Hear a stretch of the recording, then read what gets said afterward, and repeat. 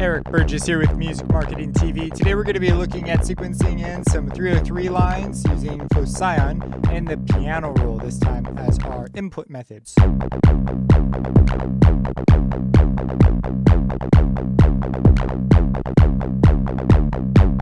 Alright, so here's Phoscyon. The big thing you need to know is you want to be out of internal sequencer in host mode because we're going to be writing in our own notes, so we don't need that to be on.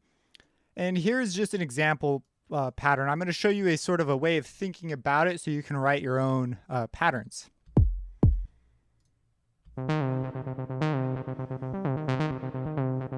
And just to show you sort of in context, we'll go ahead and slap it down here.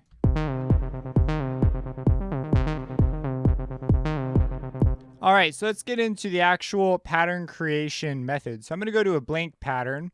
And I kind of base it around how we would normally do it inside of Phoscyon. So we've got down here our notes and we sequence them in as 16th notes, right? That's how it typically works out. And then we decide if we want to do gates, accents, slides, that kind of a thing. So we're just going to go ahead and close this. And I'm going to ignore sort of patch building right now. We're totally focused on just writing some lines and getting some cool bass riffs out. So I'm going to go into my empty patterns piano roll, if I can click the right thing. And in here, we're going to do a couple things. So first off, it starts out as 16th notes as our general template. We also need to pick how long. If you don't have an idea of how long, I generally recommend going for 2 bars. I think that's a pretty good starting point. So I'm going to go ahead and just place down here a 16th note. And I'm just going to fill up 2 measures. Okay, so now that we've got our 16th notes, it doesn't sound all that exciting. Sounds like this. And also keep in mind of our velocity. So whatever velocity you're working with, that's going to determine whether or not it's an accent. So we could, like, for example, we could just start off here by choosing some accents. And you might want to go in and adjust your accent envelope and accent decay for that kind of a thing. But first off, we should pick our chords and our general rhythm. I think that's a good place to start. So I'm going to go for a C minor followed by an E flat major. I think that's going to sound pretty cool. So to do that, I'm going to go ahead and just bring these up to an E flat. Very exciting. I know. Next up, we should probably pick a more characteristic rhythm. If you want to go for just straight 16ths, that's cool. But we should pick something that sort of makes it stand out a little bit, right? So I'm going to go ahead and make this first one an 8th note. And we'll make the third one an 8th note. What the heck? We'll even make this one an 8th note. But this last one will keep us 4/16. And I'm going to go ahead and repeat that for the second measure. Because if you repeat it, it just kind of makes more sense musically. Cool. Now we need to pick some notes. I said C minor for our first one. So I'm going to go ahead and do something like this. Go to E flat and then up to G. And then this last one, we'll go ahead and do something like that. Let's just hear what that sort of does for us. And then on this one, we'll go up to a G and then a B flat and then a G.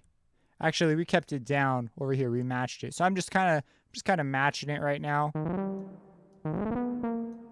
And then instead of going back, I think maybe going down to a half step. If we're going to loop, that would sort of push it, I think, a little bit. Let's see.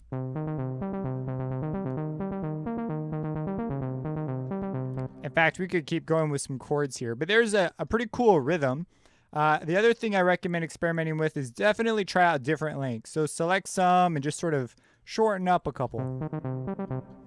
Like, that's pretty cool. In fact, what we could do is we could keep the first one long and then shorten the second one.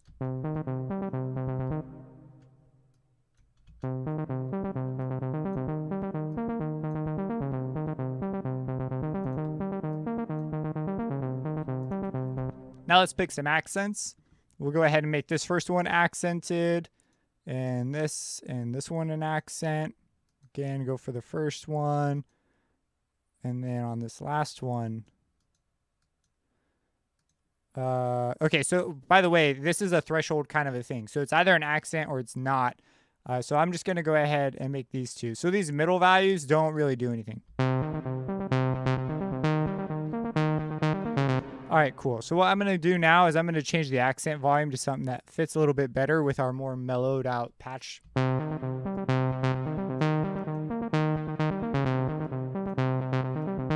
Oh, and we have link on. I want to change that, so we're going to take that off. This should be apparent from previous videos why moving this knob didn't change anything.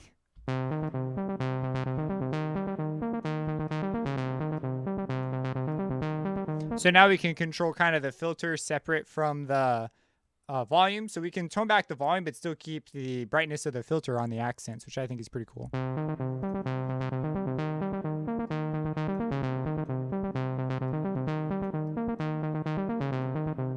And there we go. We've got one pattern ready to go. We go ahead, just let's hear that in context.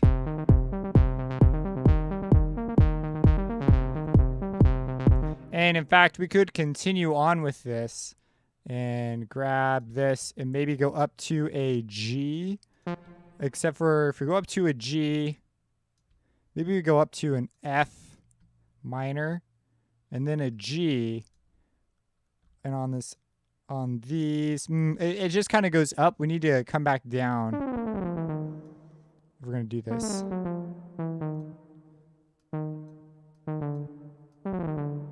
So this one, that part might not work that great, but let's go ahead and hear it.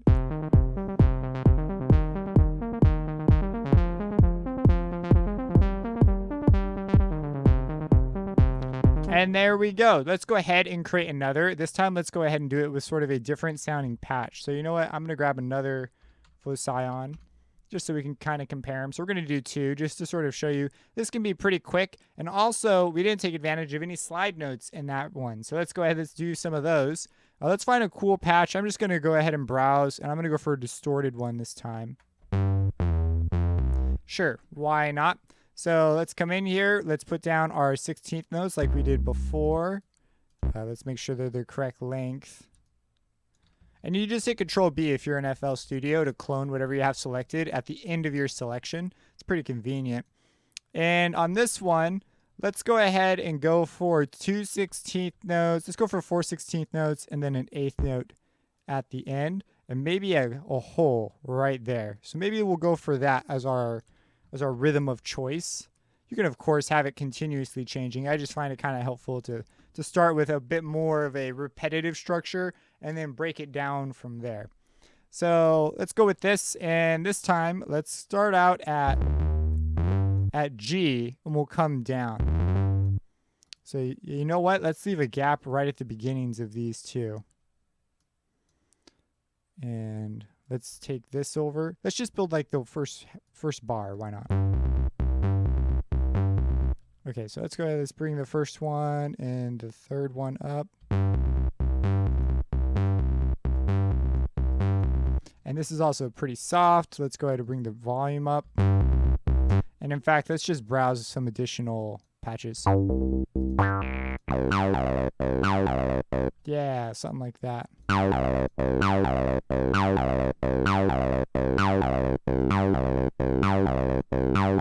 And if we're going to go with that one, I think we should maybe keep it a little more driving. And on the accents, if we're going to have two notes that close together, we should probably bring the envelope, the accent decay down. And same for the envelope decay. This is going to be a tighter rhythm, so we're going to want to have tighter decays. So that's going to work out nicely. And let's go ahead and keep this going. Maybe we'll just have this be more of a driving rhythm, and we could have a melody sort of form out of these spikes out from the C. So we're going to go.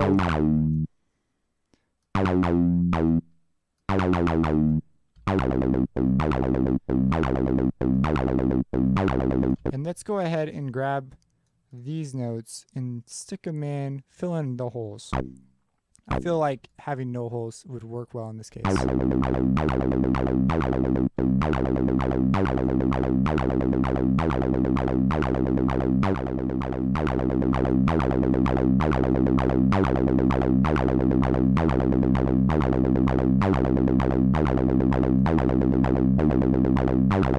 Okay, so here I kind of want to experiment with a different sort of tone. And for this, I find that size and density tend to be pretty good for that kind of a thing.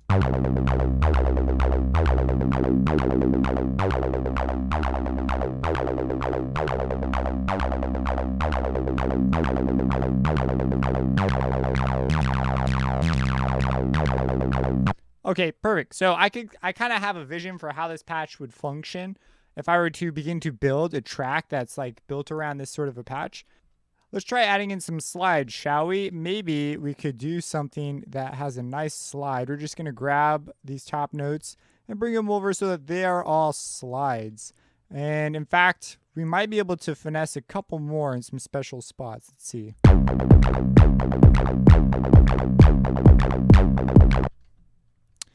So here, let's make these accents, and let's also have them. We'll have them also do a slide. Let's just have them be E flats, shall we?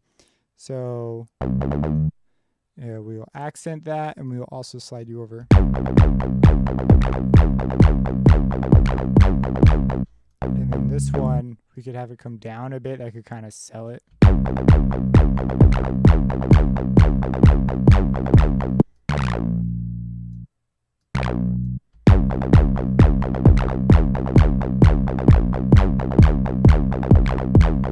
And then we could clone this twice and then do some cool stuff over there. But there's a simple workflow for creating some riffs very, very quickly that use the piano roll, and it's very, very flexible. So I actually like to work here quite a bit more just because it's so much easier to customize. We could do things like, hey, maybe this would sound even cooler if these were like shorter at the beginning, just to sort of indicate the start of the new measure to the listener. Like just another repetitive thing they could pick up on, and we could vary this. If we do this a bunch, we could change these notes slightly throughout the track. And then here, there could be a nice gap right here. That could be really nice. And this is the reining stuff in like this isn't really possible with the sequencer because you're limited by the step length, which of course you could automate this knob to get similar behaviors out.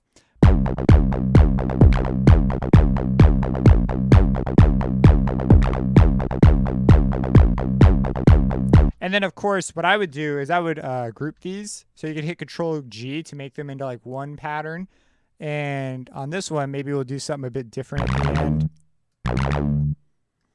And we could possibly even vary up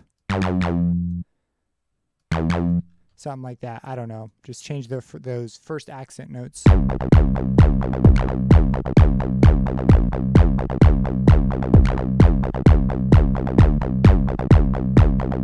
It flows just a little bit better. Now I've got a 4-bar phrase to work with. We could get more interesting with the changes, but now we've got a skeletal structure that we can really begin to build ideas off of and really riff off of, begin to make some interesting drums, layer drums in. So that's just my general process. So if I were to just summarize it, it'd be fill in it with 16th notes, and then begin to decide what kind of a rhythm do I want, pick the kind of chords you want to work off of, and then begin to move the notes into structures that fit those chords.